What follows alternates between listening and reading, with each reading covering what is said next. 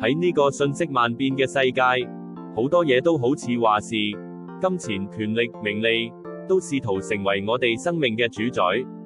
但係，你心入面真正嘅君王，那個帶俾你最深層平安同意義嘅，到底係邊個呢？呢個問題，可能比你想象中更重要。聖經申命記17章18節話，佢要將呢個律法書為自己抄錄一本。呢句古老智慧提醒我哋，無論人間權力幾咁強大，神嘅話語充滿愛同真理，先係我哋生命最高嘅指引。佢係我哋心中永恆不變、最值得信靠嘅君王。所以，唔好忘記時常翻開聖經，讓神嘅愛同智慧，一字一句咁滋養你嘅心靈。當你將神嘅話語視為你心中最高嘅王，你嘅生命就會擁有真正嘅平安、方向同永不止息嘅愛。